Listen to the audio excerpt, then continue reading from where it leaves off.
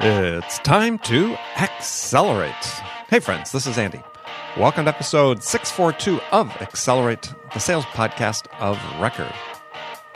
I'm looking forward to talking to my guest today. Joining me on the show is Tim Braman. Tim is Vice President of Global Accounts and Strategy at Revegy. And in this episode, Tim and I are diving into what it takes to effectively sell to large accounts. We're going to dive into why your sales process is nothing more than a promise, or why you need to think about your sales process as nothing more than a promise to deliver business value to your customer. And how you deliver that value is really key. So part of that is making sure that you have the right insights, that you possess the insights, the knowledge, and the business acumen to be relevant to the person you're speaking with. Now, whether that's a CEO, a VP, a director, or somebody in middle management, again, you have to make sure you're relevant to that person based on the business outcomes that they want to achieve. There's a lot of great information on the show today. Make sure you stick around, check that out. If you'd like to see show notes for this episode, go to andypaul.com/642.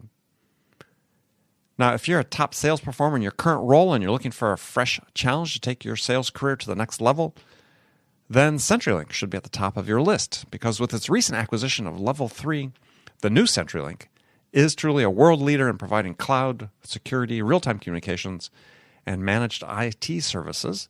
So if you want the excitement, challenge, and rewards that come from selling industry-leading services into the enterprise, then visit CenturyLink.com/accelerate. That's CenturyLink.com/accelerate, and see if a career at CenturyLink could be the right step for you. Before I speak with Tim, let me remind you that if you haven't signed up to receive my periodic emails, then you are definitely missing out. I do save some of my best advice about sales for my subscribers, so visit andypaul.com right now to subscribe. All right, let's get into it. Tim, welcome to Accelerate. Thanks, Andy. Really happy to be here, man. Well, good. Well, good to have you on the show. So, standard question I ask all my guests to start off the show, and that is, in your mind, what's the single biggest challenge facing sales reps today?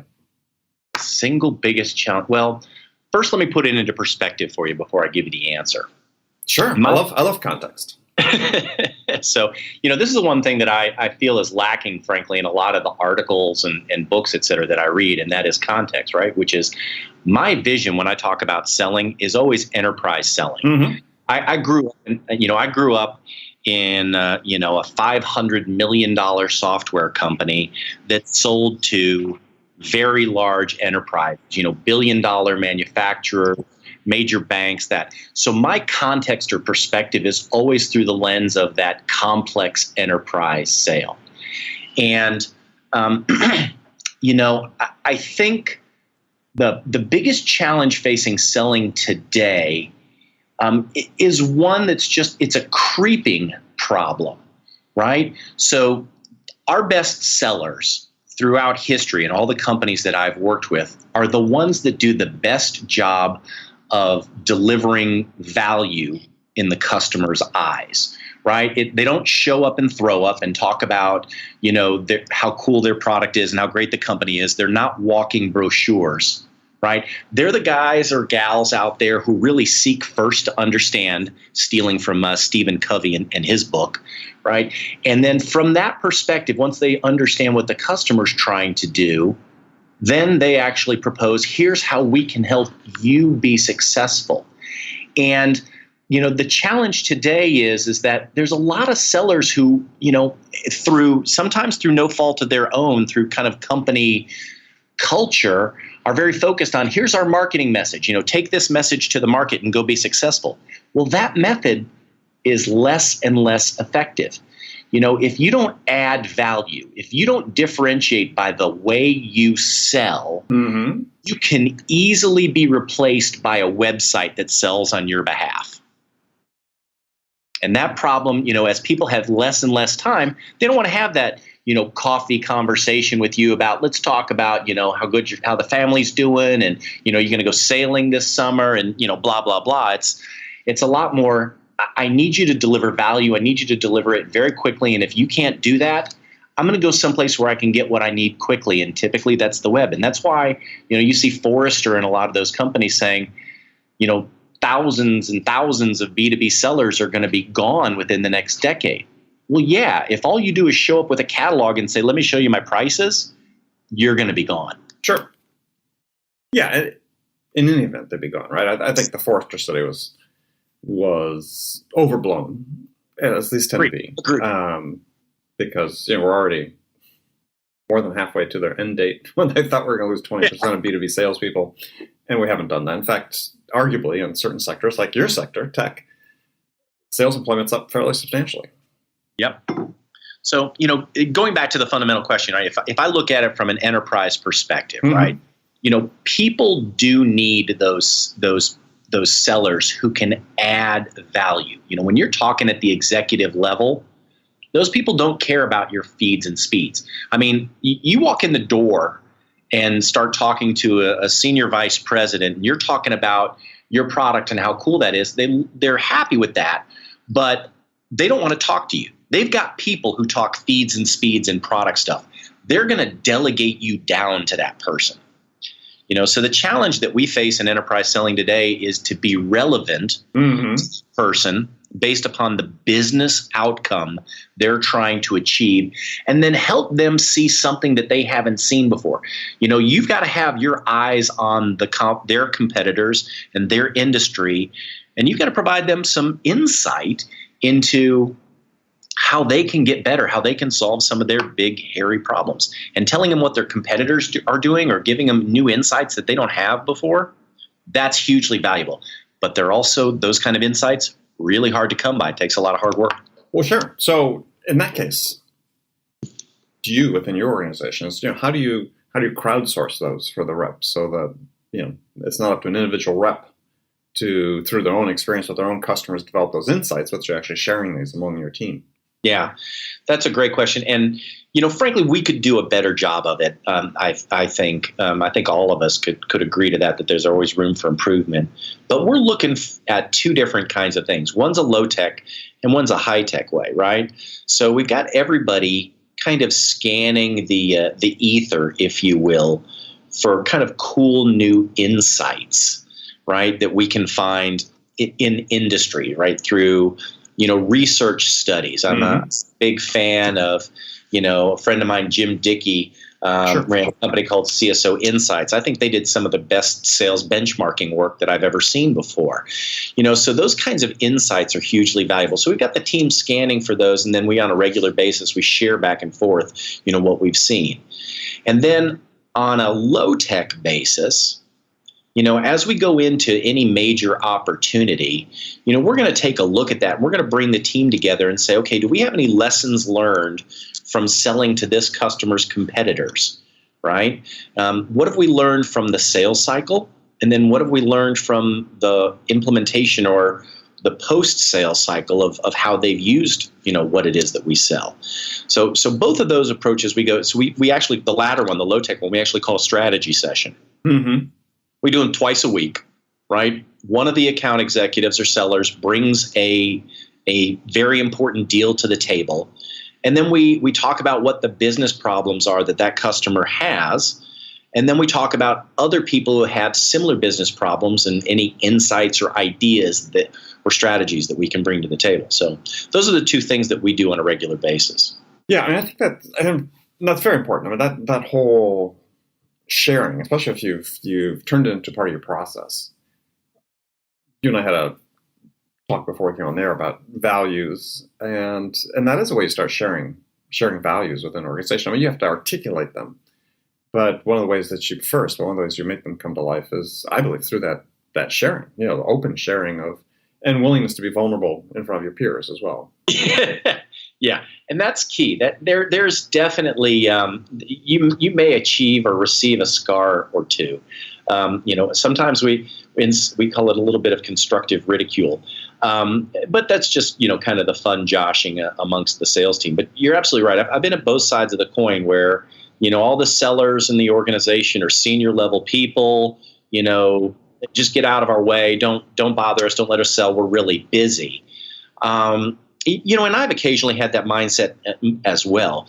But, now that we're doing it twice a week, we allocate 2 hours to it, that sharing it's amazing over time. It's become, a great bonding experience amongst the sales team, because it's not about a manager or the executives doing an inspection, right? This is not a forecast call, right? Or truly a deal review. This is truly a strategy session about what do we know? What can we bring to the table? What are the best ideas we have about how we might craft a sales cycle with this particular client and some messaging? And, I thought it was a good idea when we started it, but now that we've done it for, 9-10 months, I think it's a great idea and it works out really well, and it's well worth the time. So you're selling to large enterprise. Do you involve marketing in those discussions? Absolutely. Marketing's always invited to these. Do they come? I think there's a universal thing between sales and marketing. I know we all talk about sales and marketing alignment, but they do come, and mostly they're in listen mode, right? Because they need to hear. Marketing is a great job. Does a great job of high level research and abstraction of ideas, but selling's done one company and one person at a time. Right. So to hear the real world stories, right? It's about in marketing they kind of abstract things into, there's major changes underway in this particular customer's industry and the impact of regulation and blah de blah de blah, right? Those kinds of things.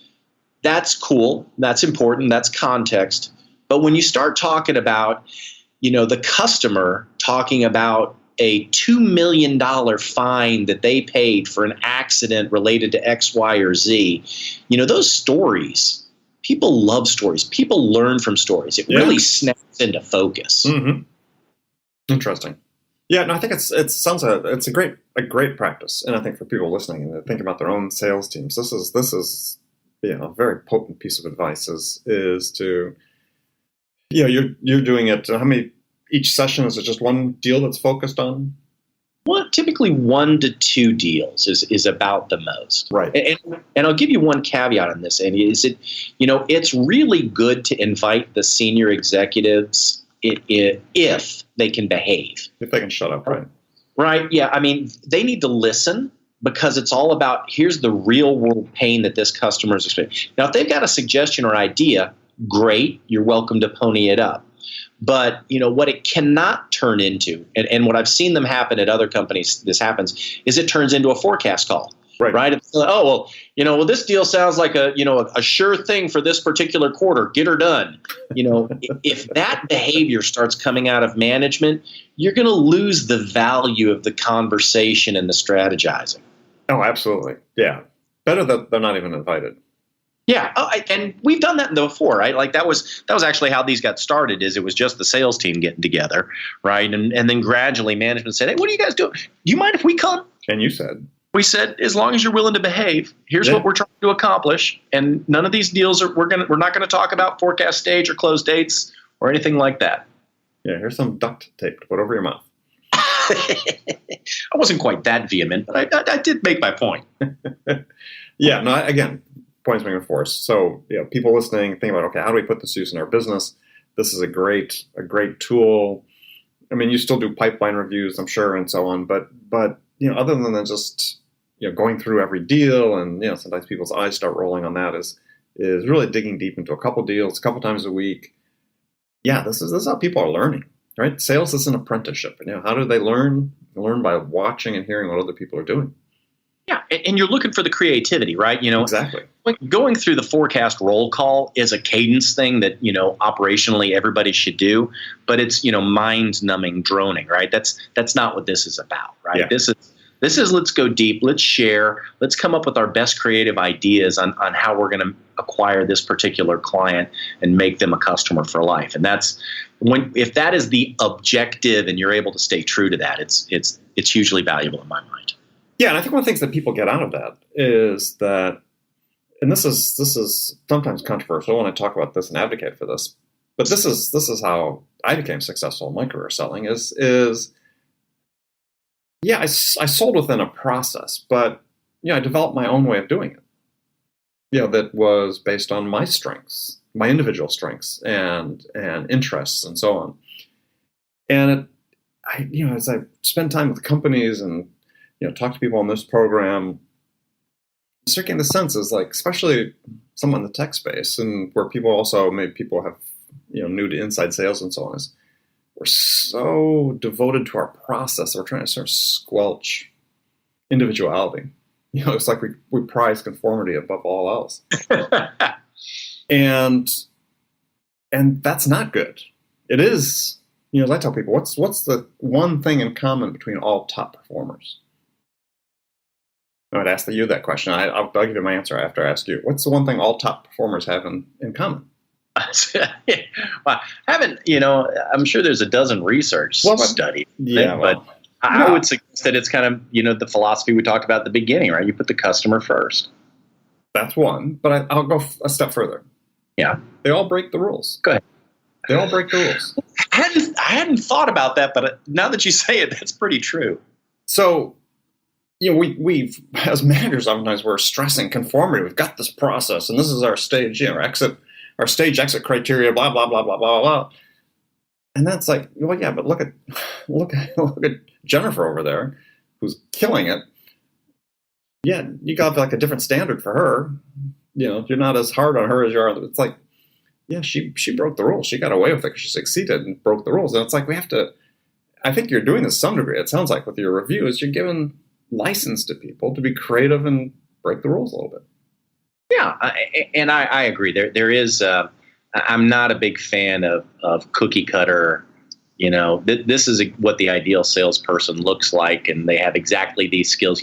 Exactly what you spoke to. You've got to leverage, what you do really well, and in selling, right? So, I'm kind of hesitant to admit this, but one of the things that I learned early on. Yeah, really. Early on in my sales cycle is the management, and I was actually doing software implementations and consulting, right? So I'd go into a customer and talk to them about their business process and what they're trying to accomplish, and then I'd guide them in, two things. Number one, here's how to improve the process, and number two, here's how our software is going to help you do that, right? And management was really pushing me to move into sales, and I had this kind of hesitancy, because there was this, I'm going to become a quote unquote sales guy. And I had an epiphany when I went to our sales kickoff. And the CEO of the software company I worked for was a guy by the name of John Imlay, who was an amazing man. Mm-hmm. And he wrote a book called Jungle Rules, which I don't think it's in print anymore, but it's a fabulous book on selling. And so John, we're in an auditorium, right? The Fox Theater, and John's up on stage, and he's quite a showman. But he says to everybody there, and it's everybody in the entire company. There's 500 people in this auditorium, and he raises his hand and he says, "Who here? We just had a great year. Who here in this audience is in sales?" And maybe 20% of the people in the audience, they raised their hands. These are all the salespeople and the pre-sales people, et cetera. And John looked around at them and he says, from up here, that's not what I see. He said, I think you've got a decision to make every single day you walk in the door, that you either sell your company or you unsell your company. And so, I want to know who in here is in sales. And of course, John was a great salesman, and everybody raised their hand. And that was the mentality that he brought to the table, is that really it's not about being a salesy person or a sales persona or the person with the gift of gab. It's the fact that you're selling the value of your company in everything that you do. Well, and absolutely. I couldn't agree more. I've always felt that at the beginning I sort of did not fit the prototype for salespeople. More introverted, so on and so forth. So a question that raises though is and Andy, I'm at the same point. I am definitely not the life of the party, right? If you put me in, my wife, she's the life of the party. Anytime we go out, with friends to parties. Me, I'm the guy. If you got a topic, I'll listen or I'll talk and opine. But I'm not. That's not me. Yeah, you're not initiating the conversation. And so, just listening to you talk about that is this last little bit is it seems like one of the issues that we still confront in general in sales is this idea that the prototype for what people want to hire seems very obsolete, right? Is you look at job descriptions, and even for companies that should know better, job descriptions are still these sort of macho-oriented, posting for a sales position, we need a hunter, a closer, an aggressive extrovert, blah, blah, blah, blah, blah. And to your point you're making earlier is, that's not what the customers want. Customers want an empathetic problem solver. Yeah.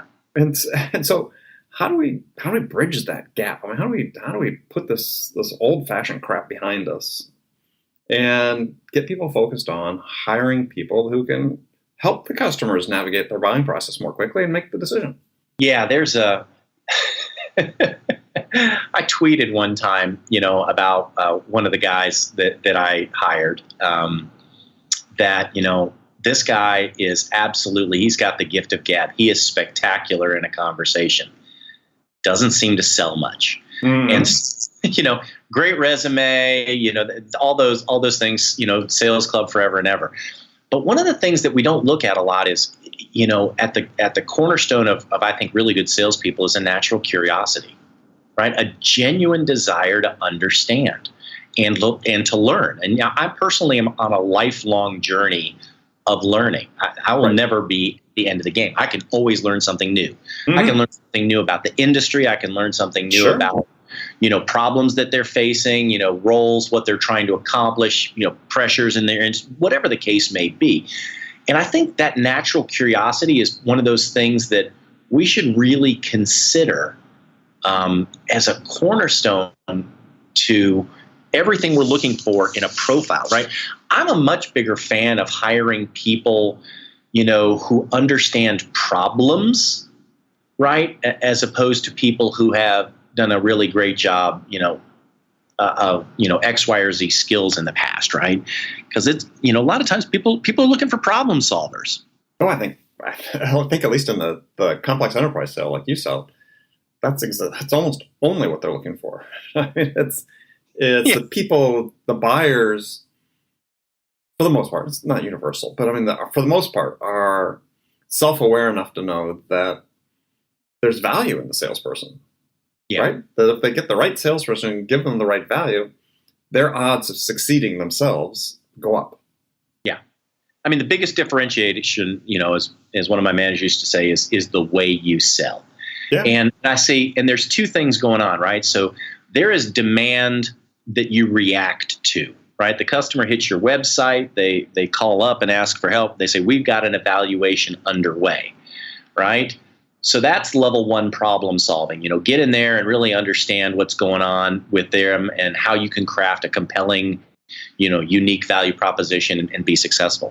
That next step up beyond that is to question what's going on in the industry and come up with some ideas on how to help people solve problems that they may not even know that they have, or risk that they don't know that they have. Right. And create demand from that conversation. Right. So those are the two kinds of things at the enterprise level selling that I think about, selling to big companies, right? Is are you reacting to demand, or are you trying to create demand? And even if you're reacting, once you're in the door, you want to start creating. Yeah. And I'm a big fan of, the customer is not always right, but they are always the customer. So you've got to come up with, or the prospect, right? So you've got to understand what they're trying to accomplish. And they probably have some preconceived notions. Mm-hmm. And you're the expert in whatever solution, problem you solve and solution you provide.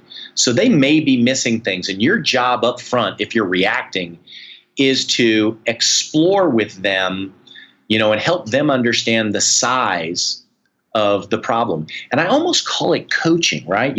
Sure. Sales coaching, I always told people was not telling them what they were doing wrong, but it was asking them questions until they realized what they were doing wrong. Sure. Right. And so I think that's therapy. That's like, I mean, seriously, that's like, I equate that all the time. It's like that way, Andy, but okay, man. Well, it is. I mean, it's, if you see a good therapist and, you're depressed, you might want them to tell you why you're depressed, but instead they're gonna, or you have a problem in your marriage, or whatever, they're gonna steer you through questions to the point where you figure it out. Oh, I hadn't really thought of it that way, but because the context I came from is, I think that's a really good way of doing sales coaching, but it's also a great way of engaging in the reacting to demand phase, right? Because Sure. you've got to be willing to say and here's the hardest thing in sales, right? You got to be willing to go to the customer and say, I don't think you're going to be successful in the path you're going.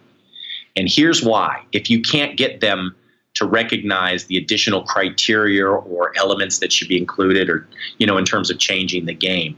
And you got to be willing to potentially walk away, and not in a mean way or a dismissive way or a diminishing way for the prospect, but just say, successful customers, right, are worth far more to me than just acquiring a customer. And we're at risk of, if I acquire you as a customer, of you not being successful. Mm-hmm. And I personally can't take that risk of you not being successful. And so if we can't change the rules, I'm going to have to, not decline to participate. Thank you for the offer. And that's really hard for people. I mean, because, you got a lead and it's a good lead and they're asking for all the stuff that you do with your software or your product or your service or what have you. And you're salivating. Oh, this is right up our sweet spot. But you got to refrain from going down that path, because that's the path to looking like everybody else. Yeah, I think I've told the story on the show before, but I had a boss who was really good at that, and early in my career, and we flew from the Bay Area out to Chicago one day to meet with this client, and we were going to be closing a big deal. It was a big deal for me, certainly, and not closing it, but it was the final meeting before they made the decision. And it just wasn't tracking the way that it should have, right? And and my boss at one point just said, well, thank you. I think this isn't a fit. And I'm like, what? Oh, yeah. Look at me. Your heart was going pitter patter at that point. Yeah. And he says, because, we want to work with companies that are really serious about fixing this problem. And it just seems like you're not serious about that. And that's okay. But that's not who we want to work with. And he got up and walked out of the room. And after you picked your jaw up off the floor, then what happened? They called him back. Yep. And that's okay if you do it correctly. And then people will say, oh, this is a technique. You're manipulating. No, not manipulating. You're just being serious with him. I mean, he was gone. He knew the impact, obviously. He wasn't, oblivious to the fact that it sort of creating an ultimatum with them, but that's what it took. And that was okay. It was done respectfully, but they were shocked by it because, they thought, oh, I thought maybe we were serious. I have a similar story if we have time for it. Sure, go ahead. That looks at it from a slightly different perspective, right? Which is, it's about in the fundamental analysis, your sales process is a promise to deliver business value to the customer, which was a lot of what the story you were talking about is you've got a business value. If they're not interested in it, let's part ways. Mm-hmm. And so I was working with a customer, and they just closed a multi-million-dollar deal with this customer in Mexico. And so one of the senior executives was flying in. He was going to meet with the local sales manager. They were going to ride around that day, meet 4 or 5 clients. They were going to walk in and pick up the contract from this multi-million-dollar contract from the customer's procurement office and, shake their hands and say, thank you very much, and walk out the door. Right? Because, hey, the deal's closed. We grabbed the paperwork. We're going to throw it over the wall to the people who do the hard work and make it stick. And so they showed up at the front door at the appointed time, and they were escorted into the boardroom. And on the table in the boardroom were a handful of crystal goblets and a bottle of champagne.